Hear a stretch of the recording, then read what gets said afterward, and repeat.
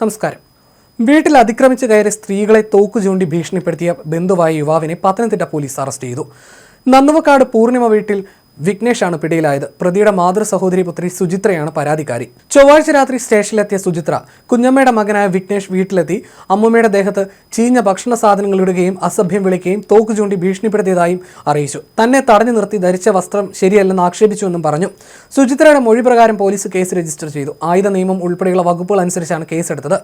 SI KR Rajesh കുമാറിന്റെ നേതൃത്വത്തിൽ police ഇയാളെ കസ്റ്റഡിയിലെടുത്തു. വിഘ്നേഷ് ഇതിനു മുമ്പും സുചിത്രയും കുടുംബത്തെയും ഭീഷണിപ്പെടുത്തുകയും അസഭ്യം പറയുകയും വീട്ടിലെ സാധനങ്ങൾ അടിച്ചുപൊട്ടിക്കുകയും ചെയ്തിരുന്നു. കഴിഞ്ഞ 14-ന് CCTVയും കാറിന്റെ ഗ്ലാസുകളും ഹോക്കി സ്റ്റിക്ക് കൊണ്ടും അടിച്ചു തകർത്തു. ഇതിനെതിരെ പോലീസിൽ പരാതി നൽകിയതിന്റെ വിരോധത്തിലാണ് ചൊവ്വാഴ്ച തോക്കുമായി അതിക്രമം കാട്ടിയത്. പ്രതിയുടെ വീട് പരിശോധിച്ചപ്പോൾ പിസ്റ്റൾ, റൈഫിൾ രൂപത്തിലുള്ള ഓരോ തോക്ക് വീതം കണ്ടെടുത്തു. 2 തോക്കിനും ലൈസൻസ് ഇല്ല.